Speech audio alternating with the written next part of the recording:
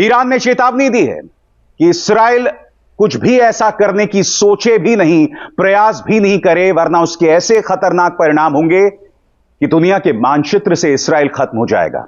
मगर हकीकत यह भी है दोस्तों कि इस वक्त ईरान में जबरदस्त तनाव है, जबरदस्त टेंशन है। क्या आपको ईरान की चेतावनी मालूम है? क्या आपको यह मालूम है कि इजराइल के दुनिया के नक्शे से गायब होने के चांसेस क्रिएट हो रहे हैं? जी हाँ, इजराइल अमेरिका तक की नहीं सुन रहा है, but I am pretty sure कैसे हैवानों का अंत एक दिन तो तय है। हे हाय हेलो नमस्ते जी, सत श्री अकाल, अस्सलाम वालेकुम। मैं निधि शर्मा इंडिया से। और आपको मालूम होगा कि ईरान की जो न्यूक्लियर पावर है उस पर अटैक करने की साजिश इजराइल की काफी टाइम से चल रही है, पर क्योंकि इजराइल को डर लगता है ईरान से, मुझे नहीं लगता कि न्यूक्लियर पावर पे वो अटैक करेगा कभी। और बाकी हम अंतर्यामी तो है नहीं, आगे क्या होगा वो ऊपर वाला जानता है। पर इजराइल जो कर रहा है ना, वो इंसानियत के खिलाफ है। और आज से नहीं हो रहा है, ये तभी से हो रहा है जब बेचारे वक्त के मारे परेशान जूझते हुए कुछ प्राणियों को पैलेस्टीनियंस ने अपना घर दिया रहने के लिए। जंगली जानवर होते हैं ना, वो भी बेहतर होते हैं इनसे, वो कम से कम थैंकफुल तो होते हैं अगर कोई मदद कर दे तो। एक शेर भी शुक्रिया अदा करता है अगर उसको कोई रेस्क्यू कर ले चोटिल हालत में। So these people, these Zionist people are insane। और इनके एजेंडा जो फलस्तीन को कब्जा करने का एजेंडा है, हम उसके खिलाफ खड़े हुए हैं। और जिस हिसाब से चीजें हो रही है ना, देखिए यही लगता है कि इतने बड़े पैलेस्टीन को जो इन्होंने इतना सा किया, फिर टुकड़े टुकड़े में छोटा सा कर दिया। You can check the maps. अब ये वो टुकड़े भी हजम नहीं हो रहे हैं जहां पर पैलेस्टीनियंस रह रहे हैं ना, इन लोगों को दिक्कत हो रही है, तकलीफ हो रही है कि कोई मकान मालिक अपनी जगह पर रह कैसे रहे। हम तो आतंकवादी हैं भाई, हम तो तबाही की सोच वाले हैवान हैं, हमें तो इनको इनके खुद के घर से बेघर करना होगा। और अभिसार शर्मा जी है ना, वो इस बड़ी खबर के साथ हमारे सामने आए हैं कि इजराइल ने वार्निंग क्या दी और कैसे पैलेस्टीनियंस के पास जो हेल्प पहुंच रही थी वो कम होती जा रही है। I know it's heart breaking but truth is truth. और 3 तरीके से मदद कर सकते हैं हम। कुरान शरीफ में जो लिखा है उसके अकॉर्डिंग कि या तो हम अगर पावरफुल हैं तो पावर से, पैसे से मदद करें। अगर हम बोल सकते हैं मासूमों के हक में तो हम बोल कर मदद करें, और नहीं कर सकते ये दोनों तो दुआ करके मदद करें। जो आपकी पावर में है आप करिए। और आपकी दोस्त भी यहाँ पर लगी हुई है। और मेरा यही मैसेज रहता है कि अगर पैलेस्टीनियंस तक खाना नहीं पहुंचा सकते ना, तो किसी गरीब के बच्चे तक पहुंचा दो। अगर पैलेस्टीनियंस तक सेफ होम नहीं पहुंचा सकते तो किसी बेजुबान तक पहुंचा दो। जितना कर सकते हो उतने अच्छे कर्म करो, नेक आमाल करो। ये हमको अल्लाह पाक ने हिदायत दी है। आप जानते हैं क्या तस्वीर है? यह भूख की तस्वीर है, यह गजा की तस्वीर है दोस्तों। क्या आप जानते हैं हर गुजरते लम्हे के साथ, हर गुजरते दिन के साथ गजा तक पहुंचने वाली मदद जो है वो कम होती जा रही है। क्या आप जानते हैं दोस्तों, अगस्त में संयुक्त राष्ट्र की तरफ से वहां पर जितनी राहत सामग्री पहुंची थी, अब अक्टूबर में आते आते राहत सामग्री न के बराबर हो गई है। यह चेतावनी कोई और नहीं, संयुक्त राष्ट्र दे रहा है। खतरा यह है कि इस वक्त 10 लाख लोग गजा में, 10 लाख लोग जो हैं वो भुखमरी की कगार पर हैं। एक तरफ इतना बड़ा मानवीय संकट जिसकी मैं चर्चा आगे जाकर करूंगा, और दूसरी तरफ दुनिया तीसरे विश्व युद्ध, एक परमाणु टकराव के मुहाने पर। ईरान ने चेतावनी दी है कि इस्राइल कुछ भी ऐसा करने की सोचे भी नहीं, प्रयास भी नहीं करे, वरना उसके ऐसे खतरनाक परिणाम होंगे कि दुनिया के मानचित्र से इस्राइल खत्म हो जाएगा। मगर हकीकत यह भी है दोस्तों कि इस वक्त ईरान में जबरदस्त तनाव है, जबरदस्त टेंशन है। ईरान मध्य पूर्व में अपने तमाम देशों के साथ मंत्रणा कर रहा है कि कहीं इस्राइल उसके परमाणु ठिकानों या फिर उसके तेल के ठिकानों पर हमला ना कर दे, क्योंकि अगर ऐसा होता है तो एक बहुत बड़ा तेल का संकट पैदा हो सकता है और इसकी लपटें भारत तक पहुंच सकती हैं। यह बात अलग है दोस्तों कि ईरान में जो सड़क पर रहने वाला इंसान है, जो आम इंसान है, वो इस्राइल को चेतावनी दे रहा है। CNN ने ईरान में जो लोग हैं उनसे बात की और वहां से ये आवाज आ रही है जहां पर लोग सीधी चेतावनी दे रहे हैं इस्राइल को कि बाज आओ, और अगर तुमने ईरान पर हमला किया तो ऐसा जवाब दिया जाएगा कि दुनिया के मानचित्र से इस्राइल गायब हो जाएगा। सुनिए वहां से किस तरह की आवाजें उठकर आ रही हैं। They will see a very harsh response from the IRGC, the army and the people of Iran. Be sure that this will happen. Israel has experienced this before, and if they repeat this experience, they will definitely be destroyed. They are brutally overseeing the bloodshed of innocent children which is taking place, and both America and Israel have a share in this crime. They should Yes. overthrow the leadership of their countries. मगर हकीकत यह भी है दोस्तों कि इस वक्त Iran में जबरदस्त तनाव है। वो तनाव क्या है उसकी चर्चा हम कुछ देर बाद करेंगे, मगर इसराइल बेकाबू होता जा रहा है दोस्तों। याद कीजिए कल ही मैंने आपको बताया था कि संयुक्त राष्ट्र के 2 अधिकारियों पर हमला बोल दिया है इसराइल ने, जिसमें इंडोनेशिया के 2 नागरिक घायल हो गए थे। कई पश्चिमी देशों ने इस पर चिंता जतलाई थी, मगर इसराइल थमने का नाम नहीं ले रहा है। एक और हमला हुआ है और इसमें संयुक्त राष्ट्र के 2 और अधिकारी जो हैं वो घायल हो गए हैं। इस बार ये 2 अधिकारी श्रीलंका के नागरिक हैं। इसको लेकर क्या खबरें सामने उभर कर आ रही हैं आपकी स्क्रीन पर। अमेरिका के राष्ट्रपति जो बाइडेन ने इसराइल से लेबनान में हिजबुल्लाह के साथ लड़ाई के दौरान संयुक्त राष्ट्र संघ के पीस कीपर्स पर गोलीबारी बंद करने के लिए कहा है। पिछले 48 घंटों के दौरान संयुक्त राष्ट्र संघ के पीस कीपर्स पर गोलीबारी की 2 घटनाएं सामने आई हैं। शुक्रवार को इस्राएली सेना आईडीएफ ने कहा कि इस घटना के लिए उनके ही सैनिक जिम्मेदार हैं। गोलीबारी की घटना के दौरान लेबनान में तैनात संयुक्त राष्ट्र अंतरिम बल यूनिफिल के 2 श्रीलंकाई सैनिक घायल हो गए हैं। आईडीएफ के मुताबिक नाकाउरा में यूनिफिल बेस के पास काम कर रहे इस्राएली सैनिकों ने खतरे का अंदेशा होने पर गोली चलाई थी। हालांकि इस्राएली सेना का कहना है कि इस पूरी घटना की गहनता से जांच की जाएगी।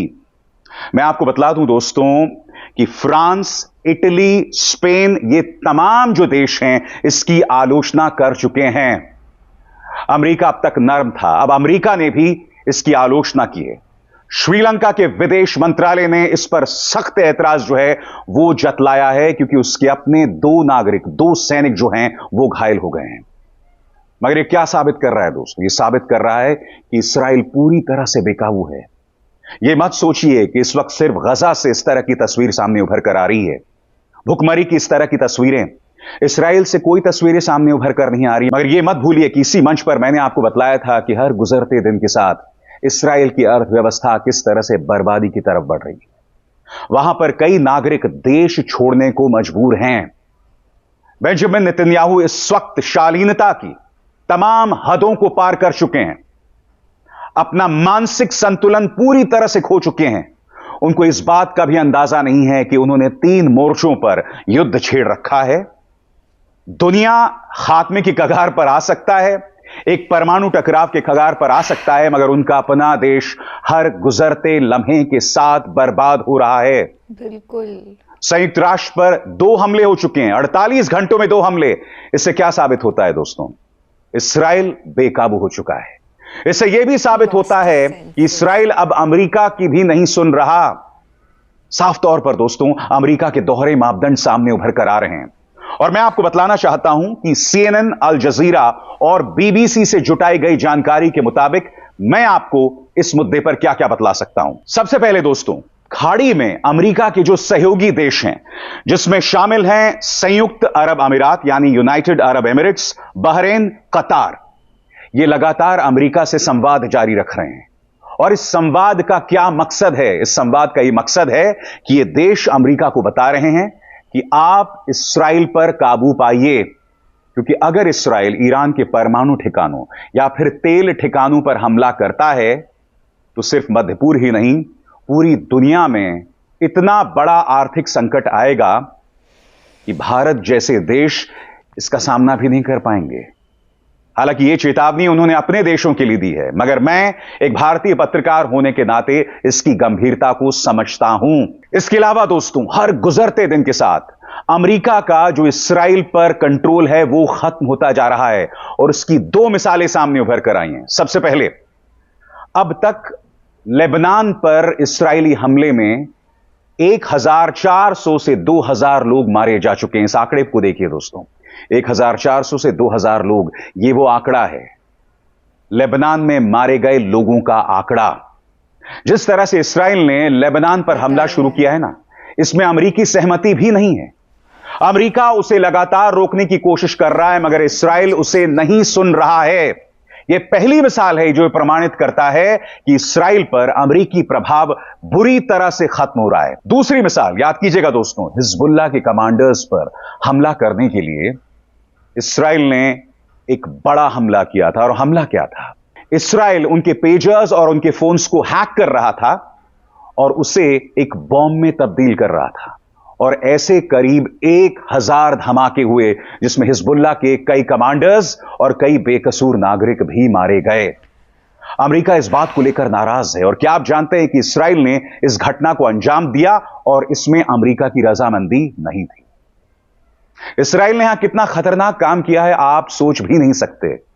इस्राइल ने दुनिया भर के जो तानाशाह हैं, दुनिया भर के जो ऐसे देश हैं जहां के शासक तानाशाही से काम करते हैं, उन्हें एक टूल किट दे दिया है, उन्हें एक सोच प्रदान कर दी है। अगर आपको अपने विरोधियों पर निशाना साधना है तो उनके फोन को हैक कीजिए, उनके पेजर्स को हैक कीजिए, उसे बॉम्ब में तब्दील कीजिए और धमाका, नतीजा आसानी से उनकी मौत। आपको किसी ड्रोन का इस्तेमाल करने की जरूरत नहीं है किसी को मौत के घाट उतारने के लिए। आप सिर्फ उनके फोन को हैक कीजिए, उसे बॉम्ब में तब्दील कीजिए और उन्हें मौत के घाट उतार दीजिए। इस्राइल की यह चाल कितनी खतरनाक है और दुनिया में उसने कितनी गलत मिसाल कायम की है, इसे हम आने वाले दिनों में महसूस करने वाले हैं, जब दुनिया भर की जो तानाशाही सरकारें हैं वो अपने विरोधियों को इसी तरह से निशाने पर लेंगे। इस्राइल किस तरह से अमेरिका के काबू में नहीं रहा, उसकी एक और मिसाल। अब तक उसने अमेरिका को यह भरोसा नहीं दिलाया है या भरोसा नहीं दिया है कि वो ईरान के परमाणु ठिकानों पर हमला नहीं करेगा। यह भरोसा नहीं दिलाया दोस्तों। लगातार अमेरिकी विदेश मंत्रालय के जो अधिकारी हैं वो इस्राइल से संपर्क में हैं, मगर इस्राइल ने ऐसा कोई भरोसा नहीं दिया है। और मैं आपको बतलाना चाहूंगा, एक अरसे से इस्राइल जो है वो ईरान के परमाणु ठिकानों पर हमले की सोच रहा है। कई सालों से इसकी योजना बना रहा है और अब तो वहां के रक्षा मंत्री से लेकर खुद बेंजामिन नेतन्याहू ने यह बात स्पष्ट कर दी है कि आने वाले दिनों में ईरान पर ऐसा हमला होगा कि ईरान के होश फाख्ता हो जाएंगे। मैं आपको बतलाना चाहूंगा, आज से नहीं, एक अरसे से इस्राइल ईरान के परमाणु ठिकानों पर हमले की कोशिश करता रहा है। दो मिसाल मैं आपको देना चाहूंगा, याद कीजिएगा। निहायत ही रहस्यमय तरीके से ईरान के जो परमाणु वैज्ञानिक हैं उन्हें मौत के घाट उतार दिया जाता है, उनकी हत्या हो जाती है। इन तमाम हत्याओं के पीछे इस्राइल की मोसाद का हाथ होता है। और फिर इस वायरस पर गौर कीजिएगा दोस्तों, इसे कहते हैं स्टक्सनेट वायरस। फिर से देखिए, इसे कहते हैं स्टक्सनेट वायरस। आप जानते हैं स्टक्सनेट वायरस क्या है? ईरान का नाथैंस परमाणु ठिकाना है। क्या है? नाथैंस परमाणु ठिकाना। वहां पर इस्राइल ने स्टक्सनेट वायरस का इस्तेमाल किया था। यानी कि इस्राइल एक लंबे अरसे से ईरान के परमाणु ठिकानों को निशाना बनाना चाहता है और उसकी वजह भी साफ है। जब ईरान अपने लिए एक परमाणु बॉम्ब बनाने की कोशिश कर रहा था तो उसके निशाने पर इस्राइल था। देखिए दोस्तों, इस बात पर गौर करना पड़ेगा।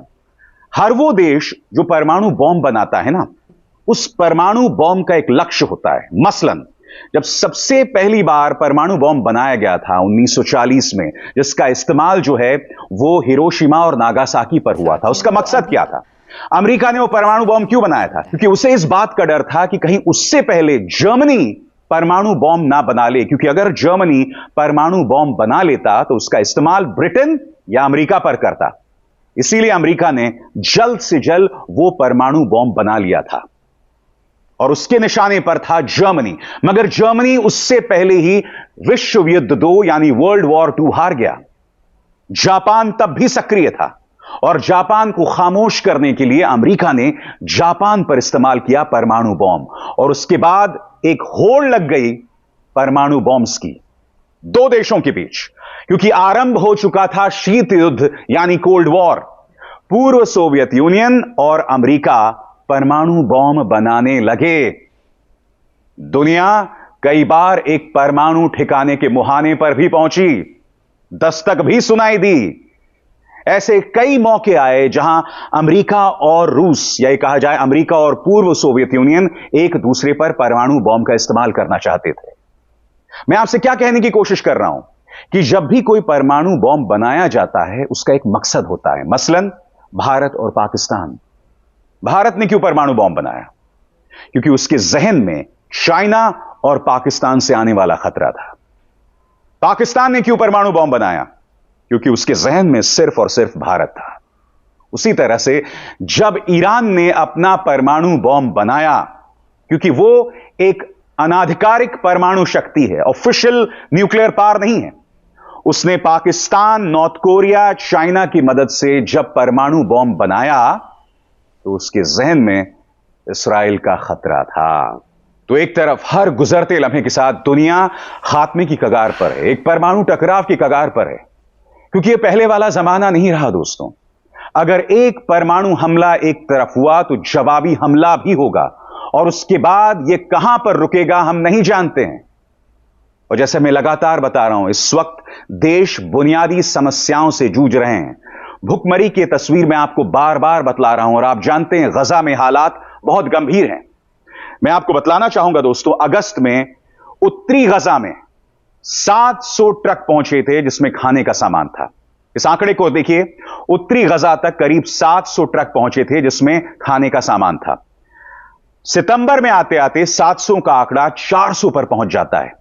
और क्या आप जानते हैं, अक्टूबर में अब तक गजा में एक भी ट्रक नहीं पहुंचा। इसका मतलब आप जानते हैं, इसका मतलब साफ है, गजा भुखमरी की कगार पर है। उत्तरी गजा में इस वक्त 10 लाख लोगों तक खाने का कोई सामान नहीं पहुंच रहा है।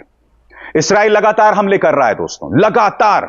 कई हजारों बेकसूर नागरिक मारे गए हैं, जिसमें हमास के आतंकवादी भी हैं, मगर बेकसूर नागरिक भी मारे गए हैं। लगातार लोग मर रहे हैं, भुखमरी की कगार पर हैं। और यह मत सोचिए दोस्तों, इस्राइल में यह सब नहीं हो रहा है। इस्राइल की तस्वीरें दुनिया तक नहीं पहुंच रही हैं। गजा की तस्वीरें आपके सामने हैं, लेबनान की तस्वीरें आपके सामने हैं। लेबनान में इतना बड़ा शरणार्थी संकट है, इतना बड़ा रेफ्यूजी क्राइसिस है, जिसकी कल्पना भी नहीं की जा सकती। बड़ी तादाद में लोग लेबनान से सीरिया की तरफ बढ़ रहे हैं, जहां पहले से ही हालात खराब हैं। अगर ईरान पर बड़ा हमला होता है तो आपको अंदाजा नहीं है इंसानियत किस तरह से तार-तार हो जाएगी। और उसके जवाब में अगर कोई हमला होता है तो यह मत सोचिएगा कि यह एक पारंपरिक हमला होगा। यह एक बहुत ही खतरनाक हमला होगा, जिसकी कीमत इंसानियत कई सालों तक चुकाती रहेगी। या कहीं ऐसा ना हो दोस्तों कि कीमत चुकाने के लिए भी इंसानियत ही ना बचे। मेरी इन बातों पर गौर कीजिएगा। अभिसार शर्मा को दीजिए इजाजत। नमस्कार। नमस्ते। इमरान प्रतापगढ़ी साहब की बात आज मुझे बहुत ज्यादा स्ट्रांगली याद आ रही है कि जंग करने के भी आदाब हुआ करते हैं, और उन आदाबों को कभी इजराइल फॉलो ही नहीं करता।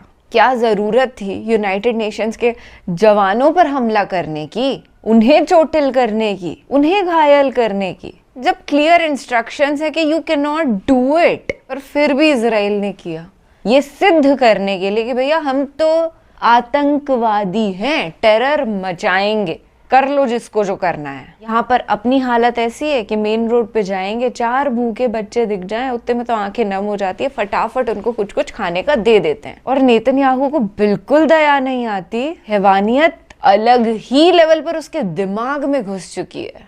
क्या सिस्टम है यार, फोन हैक कर लो, फोन को बॉम्ब बना दो, ब्लास्ट करवा दो, इंसानों की जान ले लो। लिविंग हेल जैसी सिचुएशन क्रिएट करी नेतन्याहू ने और जितने भी जायनिस्ट मेंटालिटी के आतंकवादी हैं उन्होंने, जो कब्जा करना चाहते हैं पैलेस्टीन पर। आई रियली प्रे कि ना तो वर्ल्ड वॉर हो और ना ही ये हमले कंटिन्यू हो इधर से उधर। और मुझे लग रहा है कि नेतन्याहू तभी दम लेगा जब वो पूरे फलस्तीन पर कब्जा कर लेगा। और इमरान प्रतापगढ़ी की जो नज़्म थी ना, उसके अंदर कुछ ऐसी लाइंस थी कि दूध मुहे बच्चों के भी ख्वाब हुआ करते हैं, जंग करने के भी आदाब हुआ करते हैं। ना दूध मुहे बच्चों के ख्वाब की परवाह आतंकवादियों को है, ना ही जंग के आदाब की परवाह है। परवाह अगर है तो बस पावर को हथियाने की, दैट्स इट। प्रार्थना है मेरी भगवान से, दुआ मांगती हूँ अल्लाह ताला से कि जल्द से जल्द सारी सिचुएशन बेटर हो जाए